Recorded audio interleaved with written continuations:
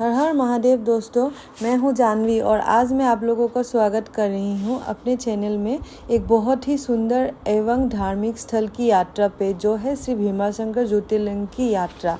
तो जैसे कि आप लोग जानते हैं कि महाराष्ट्र में स्थित 3 ज्योतिर्लिंग में एक अन्यतम है श्री भीमाशंकर ज्योतिर्लिंग। श्री भीमाशंकर ज्योतिर्लिंग डाकिनी पर्वत की सह्याद्री पर्वत की श्रृंखला पर स्थित है और ये श्रृंखला पुणे से 110 किलोमीटर दूरी पे है।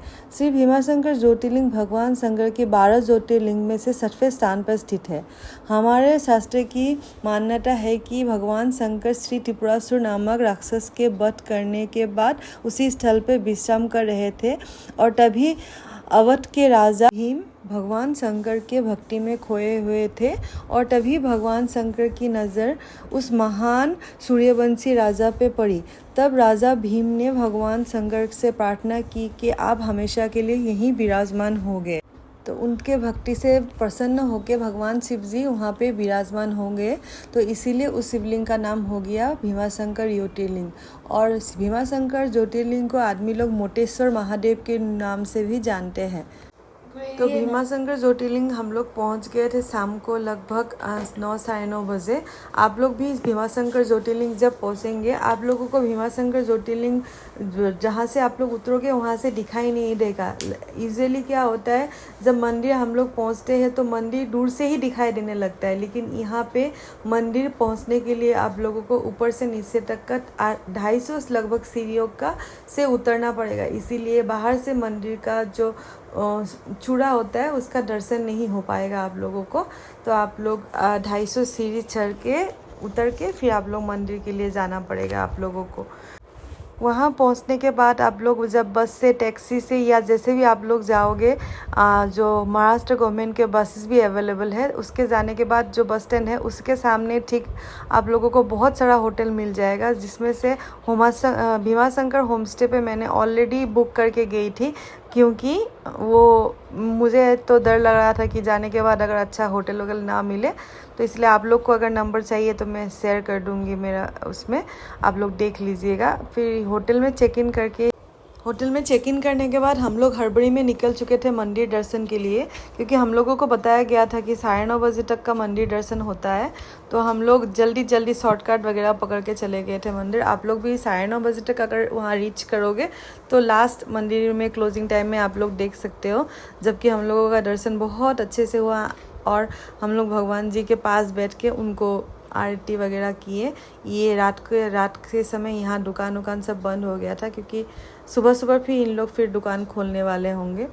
तो यहाँ आप लोग जाने से 2 तरीका है। आप लोग ऐसे लाइन पकड़ के भी जा सकते हो, क्योंकि भगवान का जो मुकुट पहनाया हुआ रहता है सिल्वर का, चांदी का, वो लगभग सारा दिन ही रहता है। तो आप लोग सुबह 5 बजे से 5:30 बजे जा सकते हो बिना मुकुट के भगवान जी का दर्शन करने के लिए। 5 बजे दर्शन करने के लिए हम लोग सुबह निकल गए थे लगभग 4 बजे, और लाइन मोटा मोटी ठीक ठाक था। अगर सावन में आप लोग जाओगे तो 2 से 3 घंटा लग जाएगा। अगर आप लाइन में नहीं खड़ा होना चाहते हो तो 500 रुपये पर पर्सन VIP का टिकट कर सकते हो। तब आपको आधा घंटा 40 मिनट से शायद पौने घंटा में दर्शन हो जाएगा। होने के बाद आप लोग दर्शन करने के बाद वहाँ पे, और ये रहा आपका अभिषेक का जो चार्जेस लिस्ट है, वो है 2100 रुपये से अभिषेक, रुद्राभिषेक शुरू हो जाता है जल वाला। और यहाँ पे आप लोगों को डोली की भी सुविधा मिल जाएगा, डोली या पालकी आप जो भी बोल सकते हो। तो डोली यहाँ पे ऐसे ऑफ सीजन में, मतलब सावन महीना नहीं होता है तो 600-700 में मिल जाता है, और सावन महीना में 1300 तक का ले लेता है ये डोली वाला चार्ज। और महाशिवरात्रि के दौरान 2 बजे से 6 बजे तक दर्शन नहीं कराए जाते हैं यहाँ पर। यहाँ ये सामने था श्री राम जी का मंदिर और दुर्गा माँ का मंदिर, तो सबका हम लोगों ने दर्शन किया सुबह। ये देखिए तब सूरज भी नहीं उगा था। तो ये माता जी का मंदिर, माता जी के यहाँ 9 अवतार रखे हुए हैं, 9 देवियों का यहाँ दर्शन होगा आप लोगों को। ये रहा हम लोगों का श्री कृष्ण और राधा जी का प्रतिमा। तो ये सब हम लोगों ने दर्शन किया। दर्शन करने के बाद हम लोग गुप्त भीमाशंकर के लिए निकल चुके थे, जो कि वहाँ से मोटा मोटी 4 किलोमीटर जैसा होगा। तो गुप्त भीमाशंकर वही स्थल है जहाँ से भीमा नदी का उद्गम हुआ था। तो आप लोग कोशिश कीजिएगा कि उसका भी आप लोग दर्शन कर ले, अगर आप लोग के पास टाइम है और आप लोग ट्रैक कर पाओगे तो। तो ये अभी सुबह सुबह थोड़ा सुबह होने लगा था और हम लोग निकल चुके थे गुप्त भीमाशंकर के दर्शन के लिए, क्योंकि गुप्त भीमाशंकर का दर्शन भी भीमाशंकर मंदिर आने से अनिवार्य होता है, क्योंकि यहाँ से ही भीमा नदी का उद्गम होता है। तो ये रहा गुप्त भीमाशंकर का दिव्य दर्शन। ये जबकि इतना पानी अभी नहीं था, क्योंकि अभी हम लोग गए थे मार्च महीने में, तो बारिश के दिनों में यहाँ भरा हुआ होता है पानी, झरना वगैरह। तो ये रहा उसका अंदर रास्ता में आप लोगों को निशान मिल जाएगा, चिन्ह मिल जाएगा जाने के लिए।